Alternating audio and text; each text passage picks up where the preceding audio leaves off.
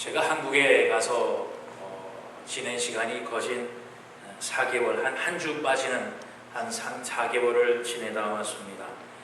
여러분의 기도의 도움과 또한 여러 가지 어려움을 감수하시는 덕분에 많은 건강을 회복을 하고 돌아오게 된 것 하나님 앞에 감사를 드리고 또한 여러분한테 다시 한번 감사를 드립니다. 한국에서 그동안 있으면서 이번에 참 상쾌하고 좋았던 것이 하나 있습니다. 그게 뭐냐면 전에는 한국에 가서 어디 식당을 가던가 어떤 사람이 모이는 데를 가면 그 담배 냄새 때문에 참 힘들었어요. 식당이고 차 마시는 커피숍이고 꼭 담배 피는 사람 한두 꼭 있어서 식사를 하면서 이야기를 나누면서 그 담배 냄새 때문에 굉장히 힘들었는데 이제는 식당이고 커피숍이고 담배 피는 사람이 하나도 없어요. 동네에 조그만 식당도 그렇고 어디를 가나 담배 냄새가 별로 이제 나지를 않습니다. 사람들이 이렇게 모여서 담배 피는 장소가 따로 있거나 아니면 건물에서 최소한 10m 이상 또 지하철 입구에서 10m 이상 웬만한 공공 건물을 부근에서도 멀리 떨어져서 담배를 피워야 되는 그러한 법이 있어서 길거리를 다니도 또 식당에 가든 커피숍에 가든 그 담배 냄새가 별로 나지 않았습니다. 그런데 한 가지 놀라운 뉴스를 한 가지를 접했어요. 그게 뭐냐면 한국의 어떤 한 교회가 흡연실을 따로 만들었다는 겁니다. 교회에서 흡연실을 따로 만들었다는 거예요. 여러분은 어떻게 생각하십니까? 혹여는 그 교회에서 담배를 피는 것을 허락하는 거 아니냐? 담배 피는 사람이 교회에 와서 예배드리다 말고 가서 담배를 피고 하는 것 그게 옳은 일이냐? 그렇게 말하는 사람도 있고 근데 그 교회의 이야기는 뭐냐면 담배 피는 사람도 교회에 와서 시간을 오래 가질 수 있게 해줘야 된다라고 하는 겁니다. 그리고 담배 피는 사람도 교회에 와서 교회 사람들과 만남의 시간을 가지고 교류할 수 있는 시간을 가지기 위해서 그들의 취미생활인 흡연, 담배 피는 것도 그들이 불편하지 않도록 해줄 수 있어야 된다라고 하는 겁니다. 여러분 생각이 어떠세요? 우리 교회도 만약에 저기다가 흡연실을 하나 만들어 놓는다 그러면 여러분은 어떻게 생각하십니까? 자, 한번 조사 한번 해볼까요? 찬성하시는 분 손 들어. 두 분밖에 없고 나머지는 우리가 반대한다는 거잖아요. 그죠? 찬성과 반대. 그러니까 교회에서 흡연실을 만들어서 담배 피게 하는 건 잘못된 것이다. 나쁜 것이다. 라고 하시는 분이 대부분인 거예요. 제가 한 가지 그림을 사진을 보여드리겠습니다. 지지난주인가의 뉴스 시간에 나왔던 여러 사람들이 무릎을 꿇고 저기 뭐냐 다른 데 부분은 안 보이는데 그 한 광장에 많은 사람들이 나와서 회의를 하는 겁니다. 그 회의의 제목이 뭐냐면 강서 지역의 한 구역에 장애인 학교를 세우는 자라고 하는 거예요. 그런데 그 광장에 모여있는 많은 사람들이 반대하는 겁니다. 자기네 사는 동네에 장애인 학교가 들어와서는 안 된다라고 하는 겁니다. 장애인 학교가 들어오면 땅값이 떨어지고 집값이 떨어진다는 거예요. 장애인 학교는 혐오시설이기 때문에 들어오면 안 된다라고 하는 겁니다.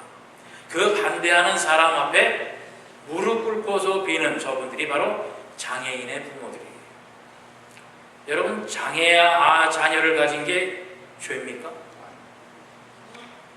사람이 장애를 가지고 있다라고 하는 것 그것이 죄이냐라고 하는 거예요. 어느 한 학부모는 그래요. 장애인과 우리는 함께 살 수 없다라고. 그러니까 우리 지역에서 나가라라고. 저기 아래 그 글 써 있는 거 보이죠?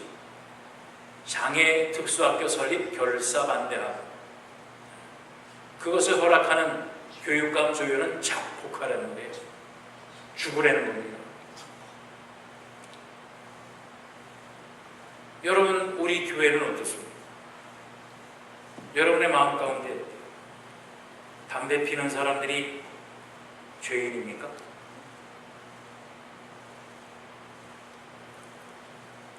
흡연을 하는 사람들이 우리와 함께 할 수 없는 사람들입니까? 다시 한번 물을까요? 우리 교회에다가 흡연실을 넣는 것 찬성하십니까? 안 하십니까? 네. 흡연하는 사람들은 그래도 장애하는 사람, 장애인보다 좀 낫지 않아요? 그런데 왜 교회에 오는 걸 반대를 하실까요? 교회 값이 떨어질까요? 교회에 흡연실이 있으면 집값이 떨어집니까? 땅값이 떨어집니까? 아니면 우리의 신앙의 질이 떨어집니까? 절대로 그럴 수 없다는 겁니다. 담배를 피는 사람이건 술을 먹는 사람이건 인에 박혀서 중독이 된 사람이건 우리는 그들을 위해서 이 땅에 보냄을 받고 그들을 위해서 하나님께서 우리를 하나님의 자녀로 삼으신 것을 여러분 기억해야 됩니다. 절대로 우리와 다른 사람들이 아니고 우리만 거룩한 사람들이고 그들은 죄인이고 함께 할 수 없는 그런 사람들이 아니라라고 하는 바로 그 말씀입니다. 그래서 오늘 본문 10절 11절에 보면 이렇게 말씀하고 있어요. 내게 주신 하나님의 은혜를 따라 내가 지혜로운 건축자와 같이 터를 닦아두매 다른 이가 그 위에 세우나 그러나 각각 어떻게 그 위에 세울까를 조심할지니라. 이 닦아둔 것 외에 능히 다른 터를 닦아둘 자가 없으니 이 터는 곧 예수 그리스도다. 바로 이 교회를 세우신 이는 예수 그리스도십니다. 그리고 교회의 머리 되시는 것도 예수 그리스도. 이 터가 바로 예수 그리스도의 십자의 핏값으로 세운 바로 그 교회라라고 하는 바로 그 말씀입니다. 그런데 여러분, 우리의 신앙과 믿음은 무엇에 근거를 하고 있는가라고 하는 거예요. 내 믿음은, 내 신앙은, 내 구원은 그 근거를 어디에 두고 있는가? 오늘 본문에서는 그 터가 있는데 그것이 바로 예수 그리스도라고 말씀을 하고 있습니다. 11절에 분명히 말씀합니다. 다른 터는 없으니 곧 예수 그리스도라고 말씀을 하고 있어요. 어떤 사람의 글을 읽은 적이 있습니다. 그 사람이 이야기를 하기를 예수 그리스도는 사랑의 본을 보이신 분이다. 바로 십자가에 죽으시는 그 모습이 뭐냐면 이웃을 위해서 자기를 버리는, 이웃을 사랑하는, 이웃을 섬기는 참 모습으로 예수님의 십자가를 이야기하고 있습니다. 그리고 부처의 삶도 마찬가지고 다른 종교도 다 이웃 사랑의 본을 보이고 나를 포기하고 타인을, 이웃을 섬기는 그 사랑으로 우리 이 온 지구 땅에 온 인류의 평화와 사랑을 구하고 있다. 그래서 여러 가지의 여러 방법의 신앙과 종교를 가지고 있지만 그 한 가지 목표는 다 같다라고 하는 겁니다. 사랑, 이웃 섬김, 나를 포기하고 우리의 이웃을 위하는 그러한 사랑을 이루는 것이라고 하는 겁니다. 여러분 맞습니까? 다른 건 모르겠습니다. 그러나 한 가지 틀린 것은 예수님의 십자가는 이웃 사랑의 본이 아닙니다. 물론 그것도 한 부분이 있습니다. 우리를 사랑하시는 그 사랑이 그것을 이루는 겁니다. 그러나 예수님의 십자가는 이웃을 섬기고 사랑하는 사랑의 본이 아니라 바로 그 십자가의 죽으심으로 인해서 우리의 모든 죄가 사하여졌다라고 하는 그 사실입니다. 여러분의 믿음의 근거, 신앙의 근거를 어디에 두고 있습니까? 이웃 사랑에 두고 있습니까? 하나님의 사랑의 근거를 두고 있습니까? 여러분, 우리의 믿음은, 우리의 신앙은 구원에 있습니다. 예수님께서 십자가에 죽으시고 부활하심으로 우리가 구원의 은혜를 입었다라고 하는 거기에 근거를 둬야 되는 거예요. 그리고 이웃사랑은, 이웃 섬김은 그 믿음의 근거를 둔 우리의 삶의 표현인 겁니다. 우리가 이 땅에 왜 살아가는가? 그것에 대한 근원은 구원의 문제고요. 또 그 살아가는 방법은 구원에 대한 감사의 방법으로 이 세상을 살아가야 된다라고 하는 바로 그 말씀입니다. 로마서 6장 4절로 6절에 보면 이렇게 말씀을 하고 있어요.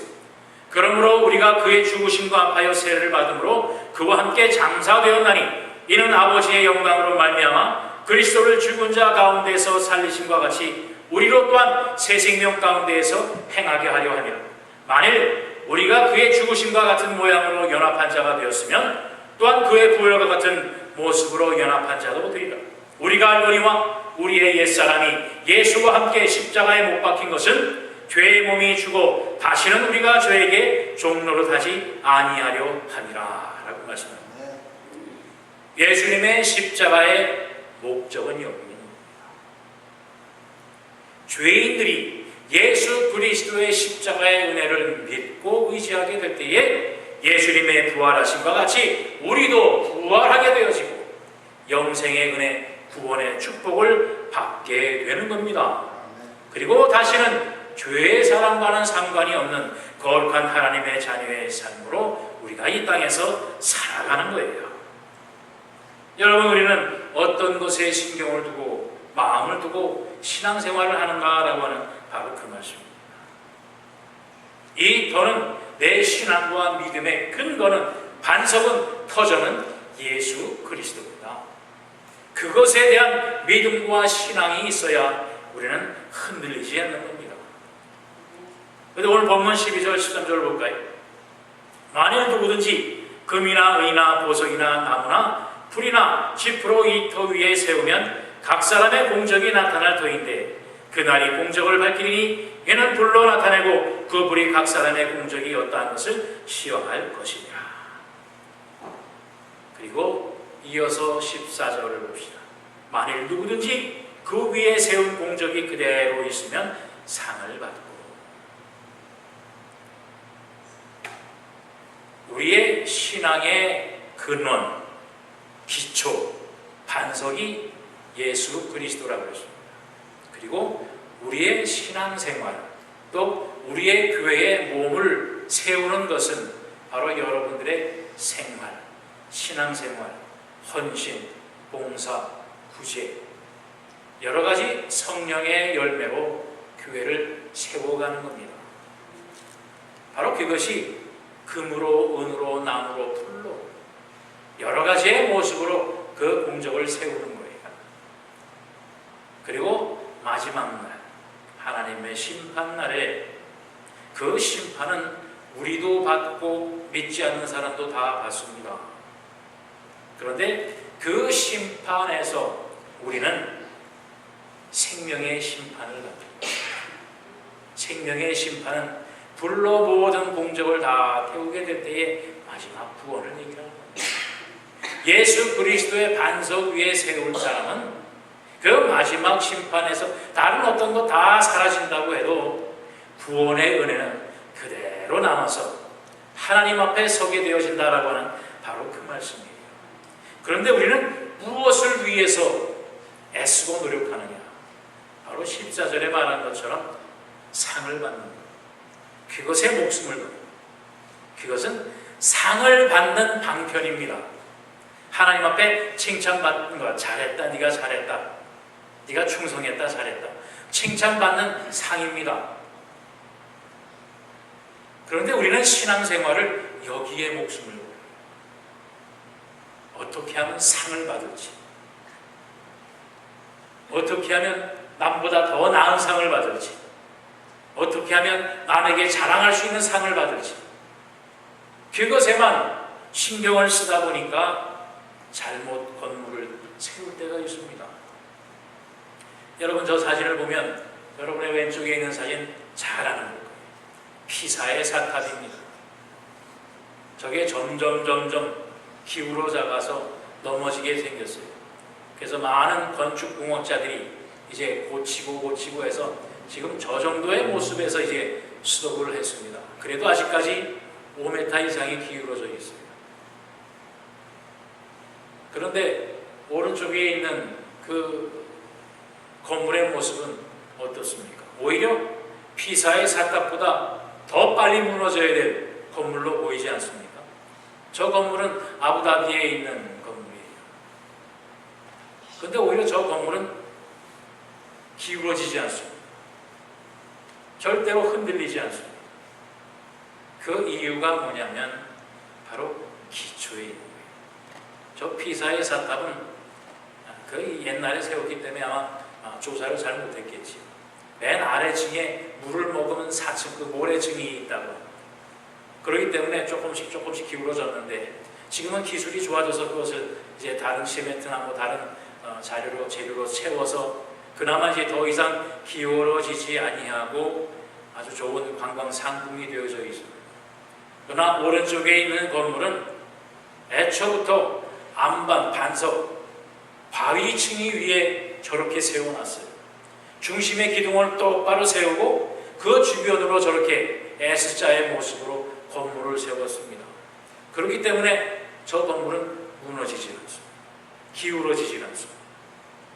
바로 반석 위에 우리가 어떻게 건물을 세우냐에 따라서 저처럼 아무리 똑바로 세워도 기울어지는 건물이 있는가 하면 어떤 건물은 삐뚤어지게 S자로 세워도 든든하게 서 있는 건물이 있다라고 하는 바로 그 말씀입니다.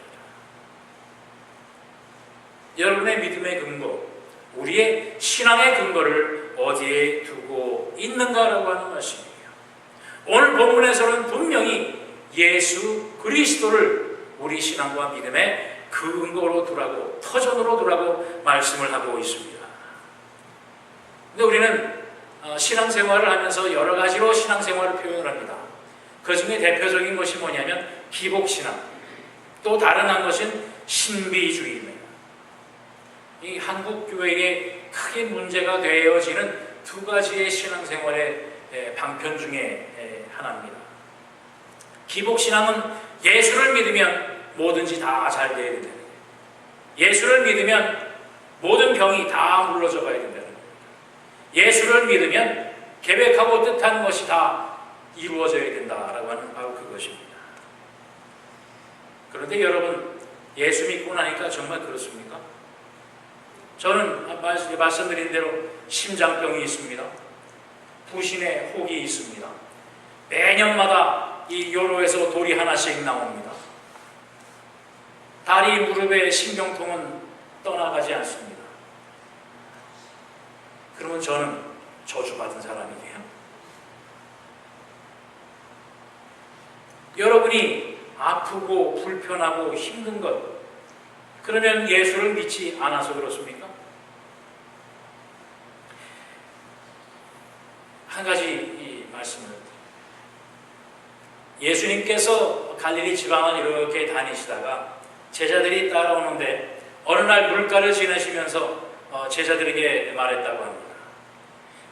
얘들아, 너희들이 나를 위해서 돌을 좀 하나씩 들고 나를 따라오너라. 제자들이 돌을 찾기 시작합니다. 그래서 어떤 사람은 큰 돌, 어떤 사람은 중간 돌. 근데 베드로는 예수님이 한 번 다니면 멀리 한참 동안 다니니까 이 큰 돌을 들고 다녔다가는 힘들 것 같은 거예요. 그래서 요만한 차돌, 짱돌뱅이 하나 그걸 싹 들고 주머니에 넣고 따라갔습니다. 한참을 다니다가 예수님께서 이제 식사 때가 되었습니다.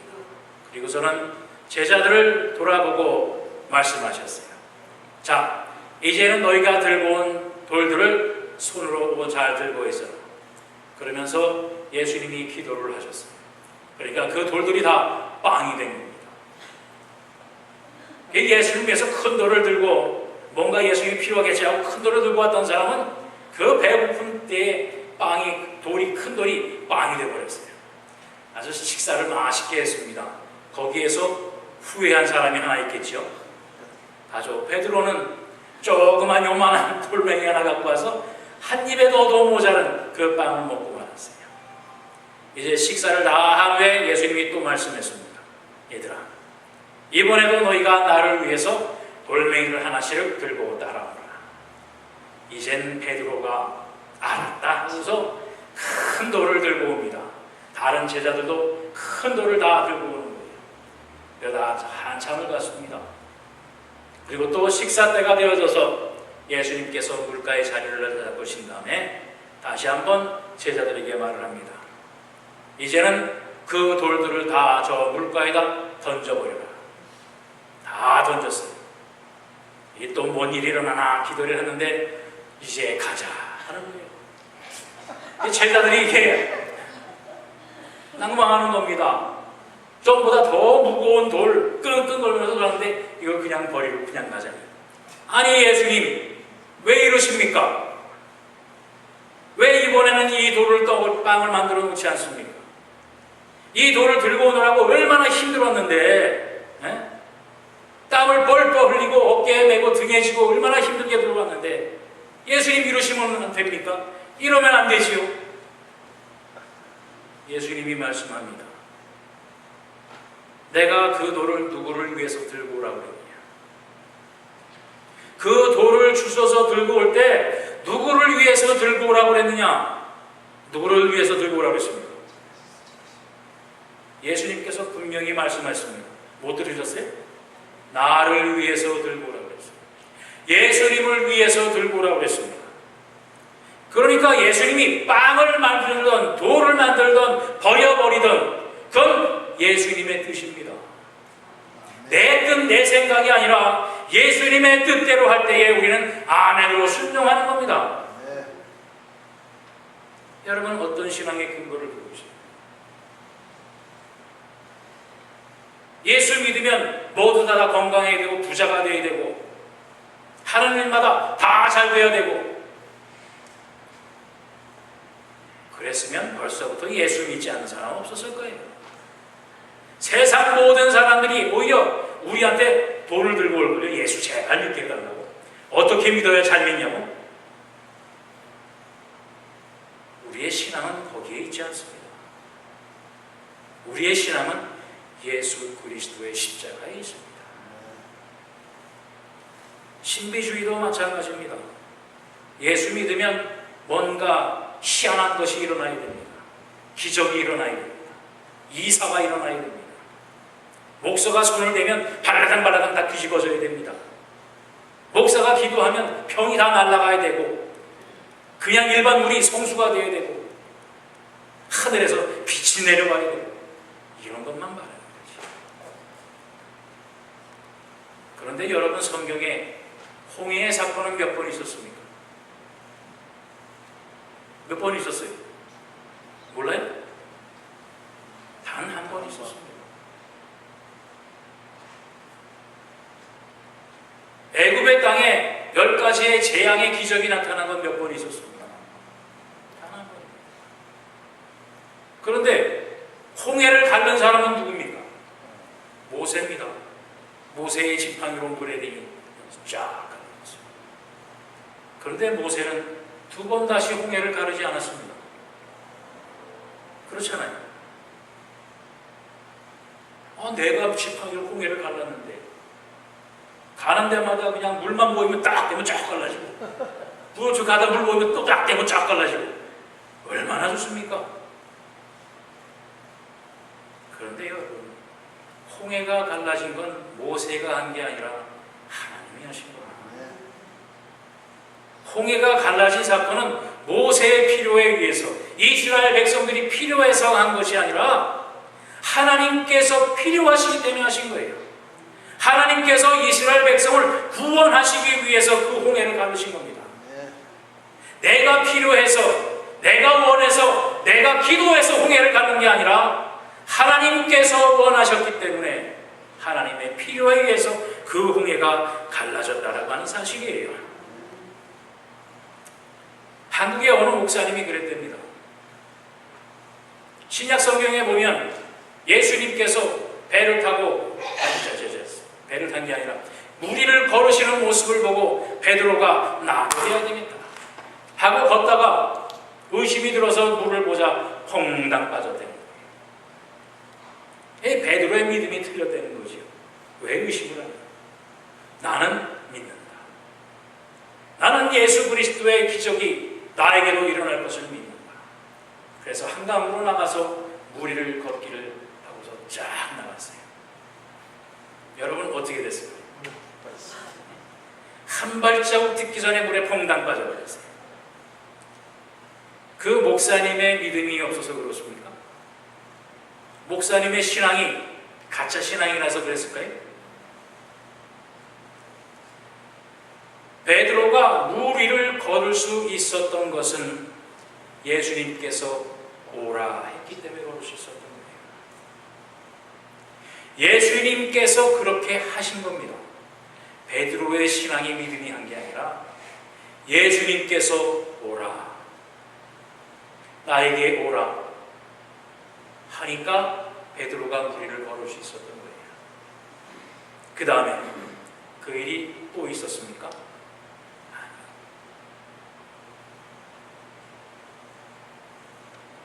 하나님의 필요에 의해서 기적과 이사는 일어나는 겁니다. 그런데 우리는 늘 생활 속에서 기적과 이사가 나타나기를 원합니다. 기적과 이사를 보고 그것으로 신앙의 근거를 삼으면 기적이 안 일어나니 우리 교회는 가짜게요?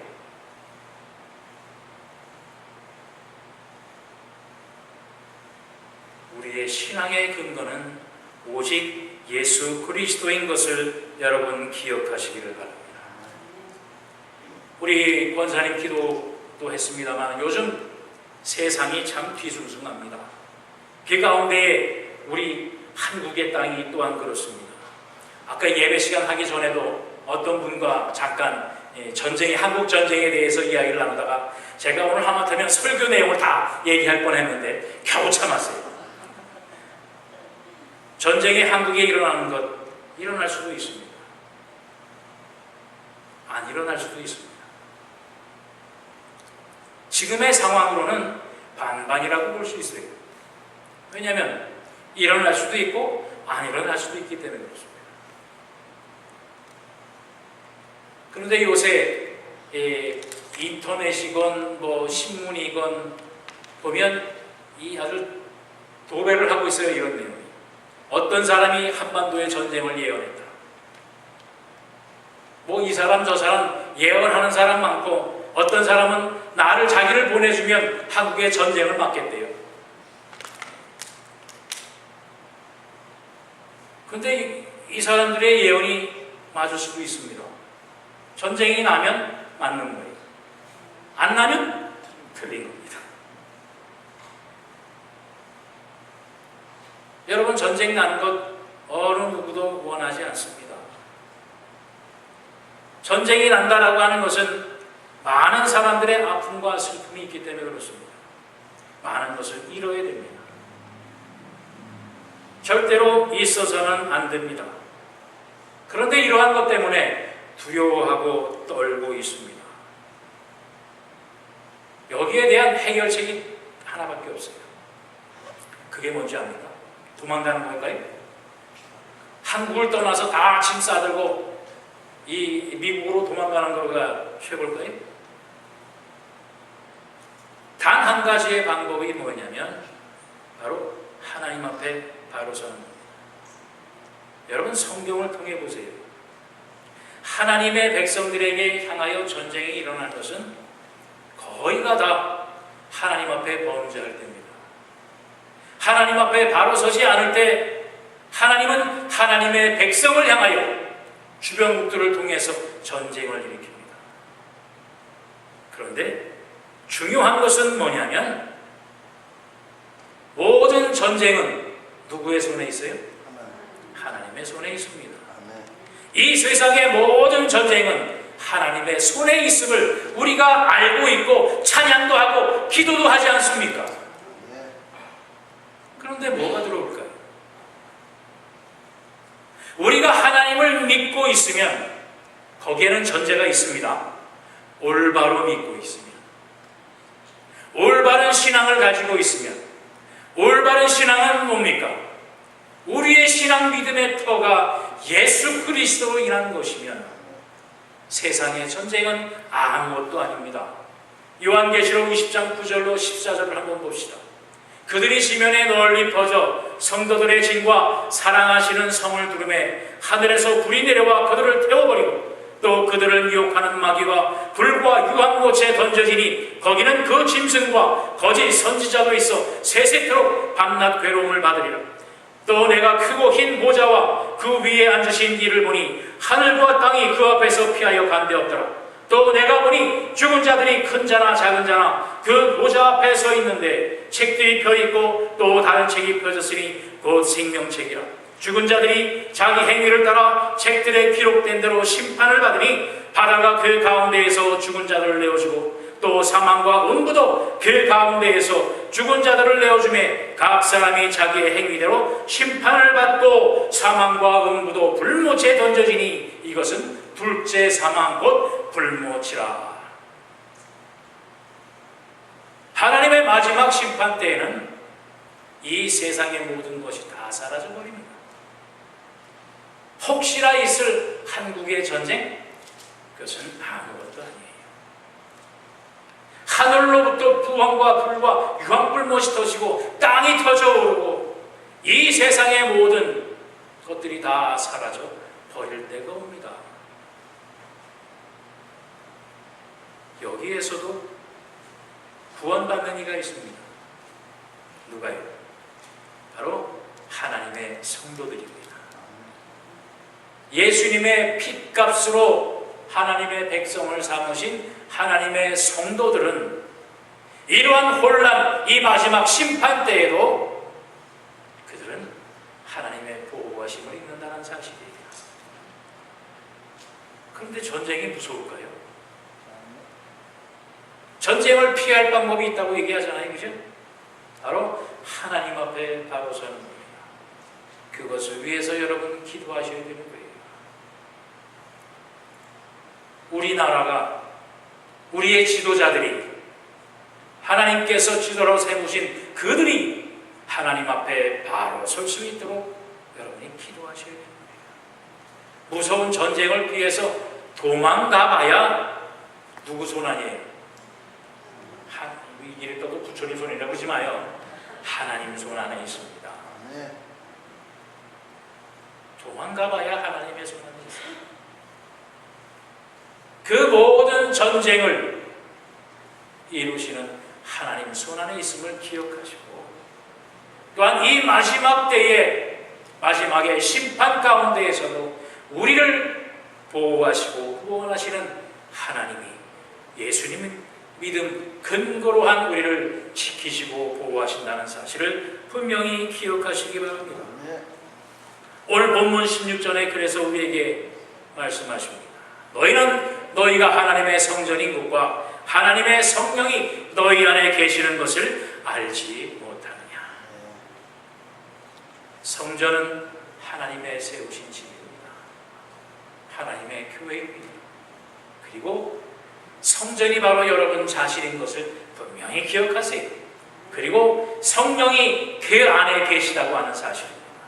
주님이, 예수님이, 하나님이 나와 내 안에서 함께 늘 함께 하신다고 하는 그 사실입니다.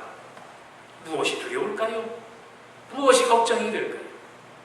여러분, 오늘날 정말 힘들고 어려운 세상을 살아갑니다. 이 미국 땅에도 어느 사람이 미국 지도를 그리면서 지역별로 나타나는 그 자연재해에 대해서 나온 것이 있어요. 저 동부는 항상 그 추위 얼음 그것으로 늘 고생을 합니다. 중간에는 토네이도가 있습니다. 또 중남부에는 요즘 나오는 그 허리케인 태풍으로 늘 고난을 받습니다. 이 서쪽에는 지진으로 늘 가뭄으로 산불로 고통을 당합니다. 끊이지 않는 자연재해가 있습니다. 그런데 문제는 갈수록 심해진다는 거예요. 갈수록 그 크기와 범위가 커진다는 겁니다. 전쟁이 위험이 늘 우리 곁에서 도사리고 있습니다. 이러한 두려운 세상, 걱정이 끊이지 않는 세상, 그 세상 속에서 우리가 살아남는 방법은 뭘까요? 단 한 가지, 바로 예수 그리스도의 터 위에 우리의 삶을 세우는 겁니다. 오늘 말씀과 같이 오직 예수 그리스도 위에, 그 터 위에, 그 기초 위에 우리의 신앙생활을 세우시기를 바랍니다. 그래야 때에, 정말 이 혼란한 때에 주님께서 함께 하시는 은혜가 여러분과 함께 하시기를 바랍니다. 그리할 때에 주님께서 우리에게 주시는 참된 평화가 함께 하시기를 바랍니다. 그리할 때에 주님께서 주시는 십자가의 은혜가 우리 하늘연교회 성도 여러분과 늘 함께 하시기를 바랍니다. 그리할 때에 세상은 어두워지고 혼란해지고 두려움이 넘치는 그때에 정말로 해같이 빛나는 우리 하늘연교회 여러분들의 신앙, 믿음이 되어지기를 주님의 이름으로 축원드립니다. 기도하겠습니다. 사랑의 주님, 감사합니다. 오늘도 우리 주님의 음성을 듣고 주 앞에 나오는 거룩한 무리들의 헌신을 받아주시니 감사합니다. 또한 오늘 말씀을 통하여서 우리의 신앙, 우리의 믿음이 어디에 근거를 두고 무엇을 인하여 우리가 살아가고 있는가 다시 한번 생각할 수 있는 귀한 시간 허락하심을 감사합니다. 이 세상의 혼란과 두려움과 걱정과 아픔 속에서 우리가 묻지 않아야 되고 잃지 않아야 된 것은 바로 예수 그리스도의 십자가의 사랑인 것을 기억하게 하시고, 그 믿음과 그 신앙 위에 우리의 사명과 우리의 소명과 우리의 신앙을 올바로 세울 수 있는 우리 한면자단의 사랑하는 성도들이 될 수 있도록 인도하여 주시옵소서. 어떠한 일이 닥치더라도, 어떠한 것이 눈앞에 닥쳐오더라도 두려워하지 아니하고 오직 우리 손을 꼭 잡고 계시는 예수 그리스도의 손을 놓지 아니하는 하나님의 자녀들의 하루하루의 삶이 될 수 있도록 인도하여 주셔서 마지막 때에 정말 생명책에 분명히 새겨진 우리 모든 성도들의 이름들로 인하여 영생의 기쁨, 구원의 기쁨을 누리기에 부족함 없는 우리 한명자간의 모든 성도들이 될 수 있도록 인도하여 주시옵소서. 감사드리며 예수 그리스도의 이름 받들어 기도하옵나이다. 아멘.